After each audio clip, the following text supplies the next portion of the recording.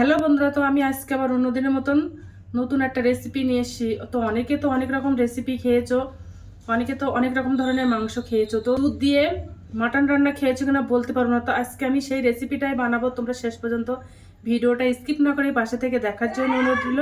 তো চলো শুরু করি। তো দেখো, এই মাংসটা নিয়ে নেবো একটা গামলা বাটির মধ্যে। এই মাংসটা রান্না করব আমি একদম গোটা মশলা দিয়ে। তো এই মশলাগুলো আমি শিলে বেটেই রান্নাটা করব। মশলাগুলো আমি আগে বেটে নেব। পেঁয়াজ, রসুন, আদা, কাঁচা লঙ্কা এগুলো আমি শিলে বেটে নেব। এগুলো শিলে বেটে রান্না করলে মাংসটা দুর্দান্ত লাগে খেতে। প্রথমে আমি আদাগুলো বেটে নেব।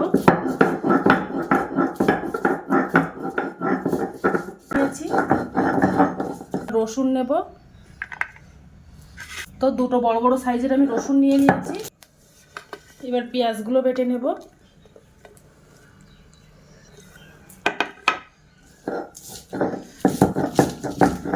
একেবারে মিহি করে বাটবো না। এবার কাঁচা লঙ্কাগুলো দিয়ে দেব।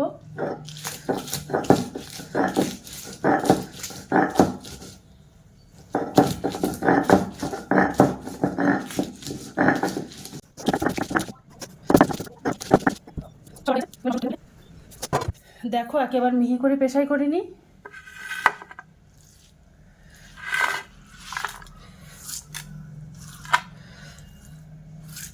তো দেখো, মশলাগুলো সব বাটা হয়ে গেছে। এবার আমি মশলাগুলো দেখো 1 কেজি মাংস নিয়ে নিয়েছি।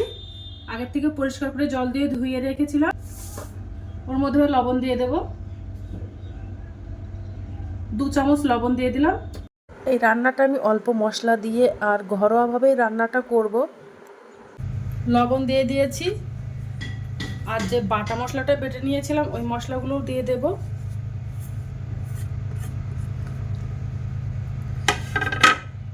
ওর মধ্যে 1/2 চামচ গোলমরিচ গুঁড়ো দিয়ে দেব। 1 চামচ জিরা গুঁড়ো দিয়ে দিলাম। 1 চামচ ধনে গুঁড়ো। ওর মধ্যে দেব একটা বড় এলাচ, 4টে ছোট এলাচ, 4টে লবঙ্গ আর 2 টুকরো দারচিনি। আমি এই গোটা গরম মশলাগুলো দিয়ে দেব। দিয়ে ভালো করে মেখে দেব মাংসটা।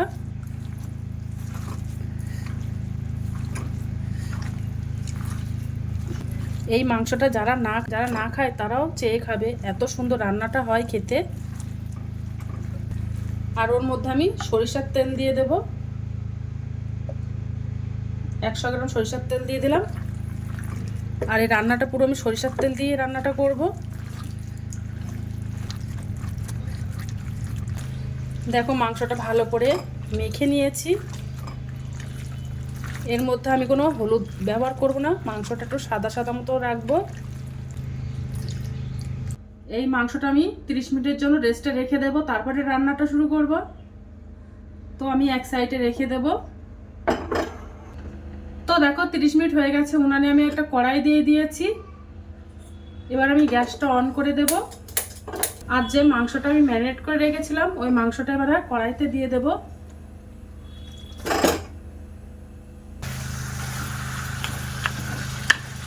এবার আমি ওর মধ্যে 500 ml গরুর দুধ দিয়ে দেব।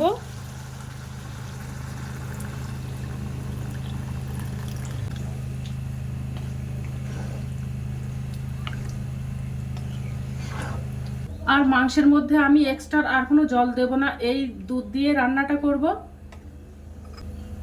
ওর মধ্যে কিছুটা গোলমরিচ, গোটা গোলমরিচ দিয়ে দিলাম। তো দেখো, মাংসটা আস্তে আস্তে ফুটছে। এই রান্নাটা আমি ঢাকনা চাপা দিয়েই করব। এই রান্নাটা আমি কোনো হলুদ গুঁড়ো বা লঙ্কার গুঁড়ো ব্যবহার করব না। এই গোটা মশলা দিয়ে রান্নাটা করব। আর একটু ঢাকনা চাপা দিয়ে রান্নাটা করব। কিছুক্ষণ পর পর আবার নেড়ে নেড়ে দেব। তো দেখো, ঢাকনা চাপা দিয়ে রান্নাটা করে নিচ্ছি। এবার আমি একটু বাসন্তী পোলাও বানাবো। এই মাংসের সাথে বাসন্তী পোলাও কিন্তু খেতে অসাধারণ লাগে।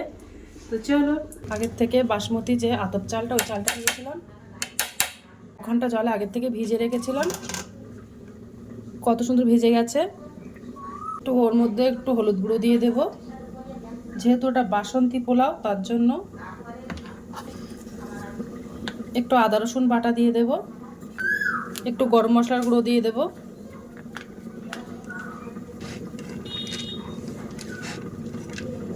এক চামচ ঘি দিয়ে দেব।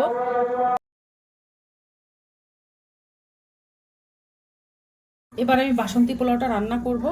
তো দেখো আমি এক চামচ ঘি দিয়ে দিলাম, এর মধ্যে গোটা গরম মশলা দিয়ে দিলাম, দুটো তেজপাতা। তো দেখো গরম হয়ে গেছে। এবার যে আমি চালটা হলুদ মেখে রেখেছিলাম ওই চালটা দিয়ে দেব।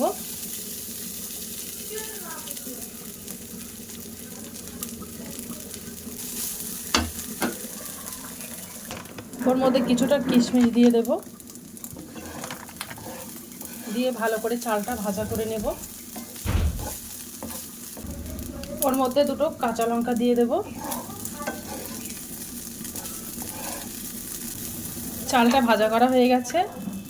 আমি এই বাটির এক বাটি চাল নিয়ে নিয়েছিলাম, এই বাটির আমি দু বাটি, এবার দু বাটি জল দিয়ে দেব। যতটা চাল তার ডবল জল দিয়ে দেব।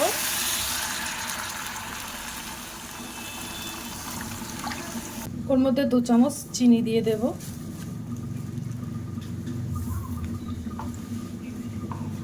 ওর মধ্যে আমি একটু লবণ দিয়ে দেব। লবণটা দিতে আমি ভুলে গিয়েছিলাম, তার জন্য একটু লবণটা দিয়ে দিলাম, অল্প করে দেব।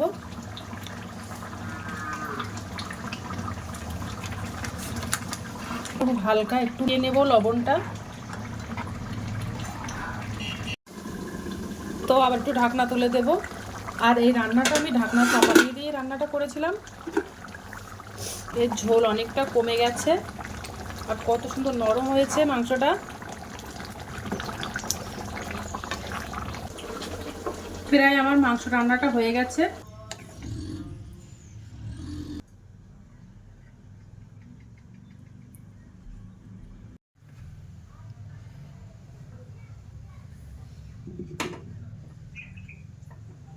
বাসন্তী পোলাও আর দেখো মটন কষাটা হয়ে গেছে, কত সুন্দর হয়েছে।